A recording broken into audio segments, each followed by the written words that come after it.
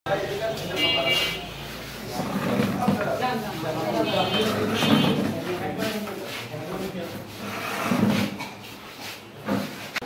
অধিকার পরিষদ কেন্দ্রীয় সহসভাপতি যারা শাকিল আহমেদ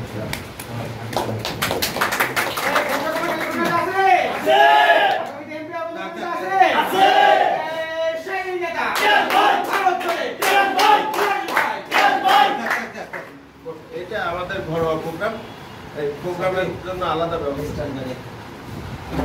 সবাইকে আদাব। আজকে এই অনুষ্ঠানে আমি কিছু কথা বলবো, এটা গতানুগতিক কথা নয়, এটা আমার বাস্তব এই ছোট্ট জীবনে তার প্রত্যেকটা স্টেপে প্রমাণ দিয়েছি। আমি যেটুকুন পারি সেইটুকুন করি, আমার সাধ্যের সর্বোচ্চটুকু আপনাদের জন্য করার চেষ্টা করি। আজকের এই নতুন পোশাক পূজা উদযাপন উপলক্ষে কুমারখালীর আমার ভাই বোনেদের সঙ্গে, হিন্দু ভাই বোনেদের সঙ্গে আনন্দ ভাগাভাগি করে নেওয়ার যে আজকের একটি আয়োজন করা হয়েছে, যে নতুন পোশাকের আয়োজন করা হয়েছে, এটা নির্দলীয়। এটাকে আপনারা কোনো দলীয় মনে করবেন না, এটা ভালোবাসার জায়গা থেকে। এখানে সকল ধর্মের লোক থাকতে পারে, সকল দলের লোক থাকতে পারে, ভালোবাসাটা সবার। এটা আমি প্রথমে ভেঙে দিলাম, বিষয়টা ক্লিয়ার করলাম। দ্বিতীয়ত বিষয় আসেন, আমাদের সেটা আমি বলিনি, আমাদের নেতা নুরুল হক নূরকে চেনেন? উনি অসুস্থ, ওনার জন্য দোয়া করবেন। আজকের এই আনন্দের নতুন পোশাক বিতরণের অনুষ্ঠানে উপস্থিত আছেন কুমারখালীতে বাড়ি অনেক বড় একজন ব্যক্তিত্ব। উনি কিন্তু সারা বাংলাদেশ পূজা উদযাপন কমিটির সদস্য। আপনারা নাম ভাবতে পারেন, আমি কিন্তু আমার জায়গা থেকে তাকে বুঝতে পারি সে কত বড় একজন ব্যক্তিত্ব। বাংলাদেশ পূজা উদযাপন কমিটির সদস্য, কুষ্টিয়া জেলা হিন্দু বৌদ্ধ খ্রিস্টান ঐক্যফ্রন্টের সম্মানিত সদস্য সচিব আমার চাচা রামদাস কুমার সরকার। এই মানুষটার সাথে আমার কত স্মৃতি আছে আপনার বলবো। 2007 সালে বিএনপি নির্বাচনে হেরে যায়, নির্বাচনের সময় শেষ হয়ে যায়, তত্ত্বাবধায়ক সরকার আছে।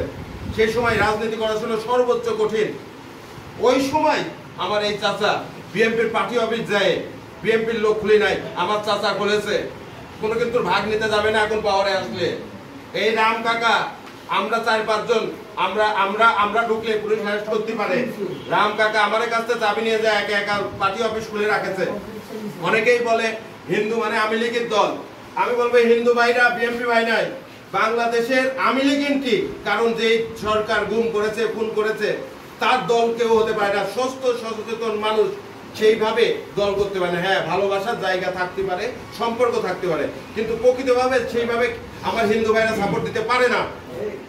আপনারা ওইভাবে বলবেন না, কারণ আমি আপনাদের তো বলেই দিলাম, পান্না ভাই আসেন, আপনাদের বলে দিলাম, আপনারা যখন বিএনপির লোক পার্টি অফিস খুলতে সাহস পায়নি, তখন এই রাম কাকা কুমারখালী বিএনপির অফিস খুলেছে, সাহস দেখিয়েছে, কারণ সে নিবেদিত মানুষের পক্ষে সব সময়। আমাকে গত 5 দিন ফোন দিয়েছে, তিয়াস আমার ভাতিজা তুমি? আমি বললাম জি। তাই আমার কিছু বোন আছে যারা কাপড় কিনতেও পারে নাও পারে, তাদের জন্য কিছু কাপড়ের ব্যবস্থা করতে হবে। আমাকে বলেছে আমার কিছু ইয়াং ছেলে আছে, তাদেরকে মন্দিরে মন্দিরে গেঞ্জি দিতে হবে, ওই গেঞ্জি পরে তারা পূজা বিসর্জন দিবে, ঠাকুর বিসর্জন দিবে। আমি বলেছি কাকা আপনি এমন একজন ব্যক্তি, আপনার কথা কখনো ফেলিনি। আমি সঙ্গে সঙ্গে প্রোগ্রামের আয়োজন করে ফেলেছি, আপনাদের হাতে আমার সমর্থন যতটুকুন আছে ততটুকুন তুলে দিচ্ছি। প্রথমে একটি কথা বলেছিলাম, আমি প্রমাণ দিচ্ছি, বিগত 18 বছরে দেড় যুগ সময়ে আমি আমার জায়গা থেকে সব সময় আপনাদের পাশে থাকার চেষ্টা করেছি। আগামী 100 বছরে ক্ষমতায় আসি আর না আসি, আমার যতটুকু সমর্থন আছে তার সম্পূর্ণটুকু দিয়ে আপনাদের পাশে থাকার চেষ্টা করব। আপনাদের কোন পাশে থাকার চেষ্টা করব? আপনাদের উপর কোন নির্যাতন হতে দেব না। আপনাদের কোন পাশে থাকার চেষ্টা করব? আপনাদের সুখ দুঃখের খবর নিব।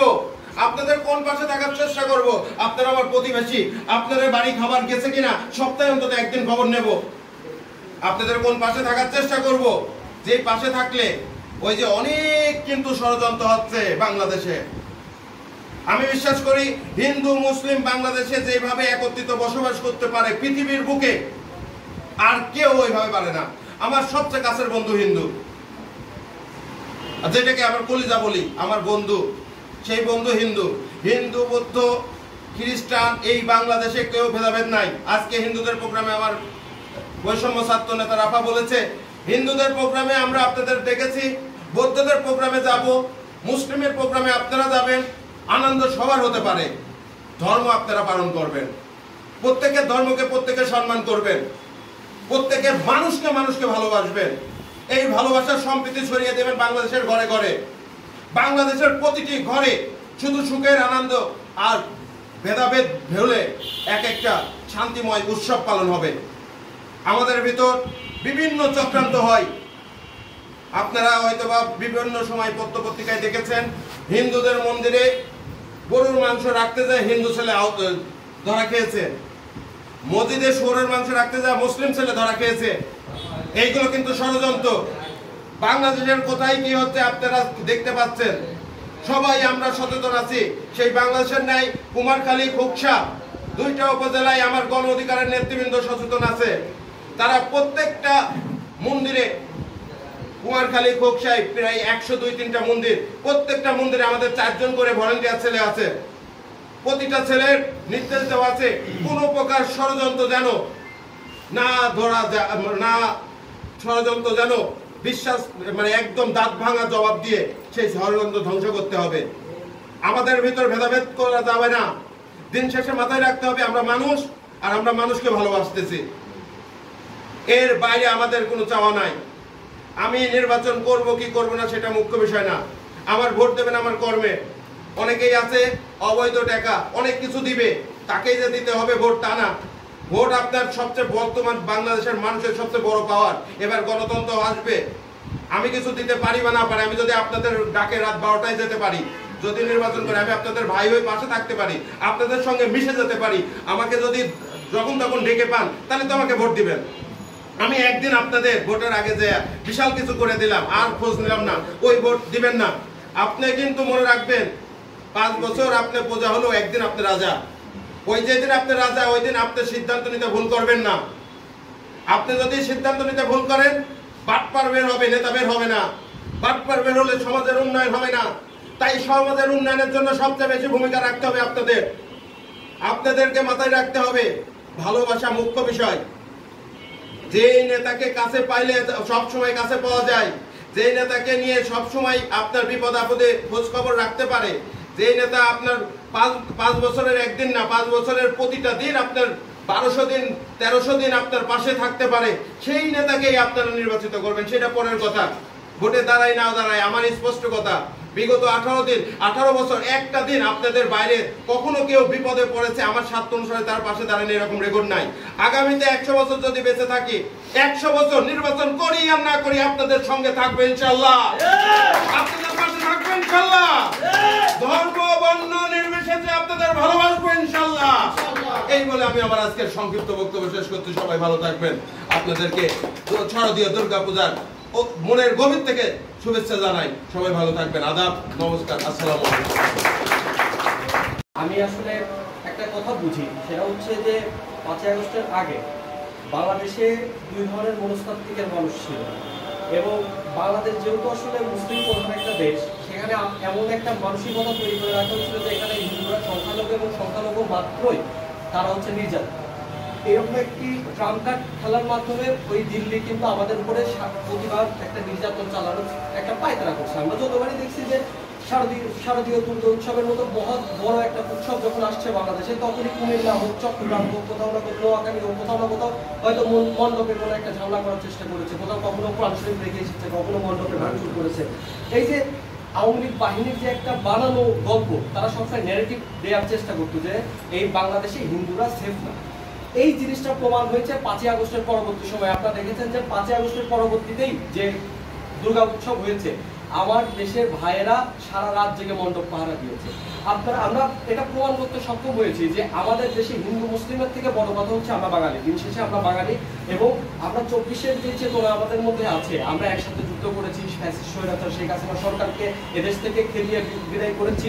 পরবর্তীতে দেখা গেছে যে আমাদের মধ্যে যে মানবিক মূল্যবোধ, মানুষ হিসাবে একে অপরকে আমরা সম্মান করি, মানুষ হিসাবে ভালোবাসি। কে কোন ধর্মের এটা বড় বিষয় না।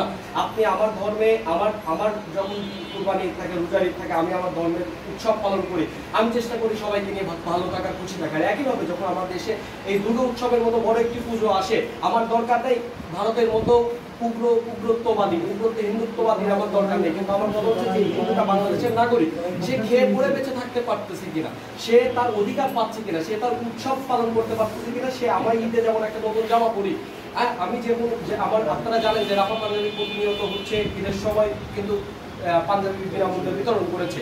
আমাদের কখনো সমর্থ হয়নি যে অত বৃহৎ আকারে আমরা করবো, কিন্তু বর্তমানে আমাদের এখন আমরা চেষ্টা করতেছি, আমরা শারদীয় দুর্গা উৎসবে আপনাদের মাঝে সামিল হতে পেরেছি, কিছু একটা অন্তত করার চেষ্টা করছি যে আপনারা যদি সাথে থাকেন, আপনারা যদি পাশে থাকেন, অন্তত বেশি কিছু না, আমার কুমারখালীর যারা হিন্দু সম্প্রদায়ের যারা আছেন, আপনারা যদি অন্তত আমাদের পাশে থাকেন, আগামী দিনে আমরা আরো অনেক বেশি কিছু করতে চাই আপনাদের নিয়ে। কারণ আমার কথা হচ্ছে যে আমরা কিন্তু দল মত নির্বিশেষে, ধর্ম বর্ণ সবকিছুর ঊর্ধ্বে গিয়ে দেখি যে কে মানুষ এবং কে আমার ভাই, কে আমরা একসাথে বড় হয়েছি, আমরা একসাথে বাঁচছি, আমরা একসাথে চলাফেরা করি।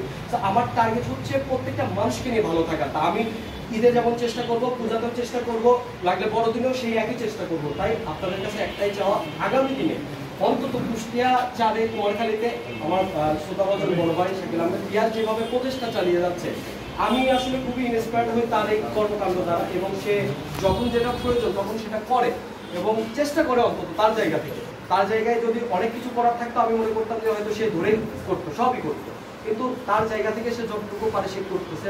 আমি আশা রাখবো আগামী দিনে আপনারা আরো দোয়া রাখবেন, আমাদের সাথে থাকবেন, আমরা আপনাদের জন্য সর্বোচ্চটুকু দেওয়ার চেষ্টা করবো। অন্তত এইটুকু আশা দিতে পারি, 5ই আগস্টের আগে আওয়ামী লীগ আপনাদের সাথে কি করেছে, কোন নেতা কুমারখালীতে আপনাদেরকে কি দিয়েছে না দিয়েছে আমি জানি না, তবে 5ই আগস্টের পরবর্তী বাংলাদেশে আমি রাফা আপনাদেরকে এটুকু গ্যারান্টি দিতে পারি যে আগামী দিনে আমরা আমাদের জায়গা থেকে কুমারখালীতে দল মত নির্বিশেষে আপনারা যারা যে সম্প্রদায়ের মানুষরা বসবাস করছেন, আপনাদের জন্য আমরা আমাদের রক্তের শেষ বিন্দুটুকু পর্যন্ত দেবো ইনশাআল্লাহ।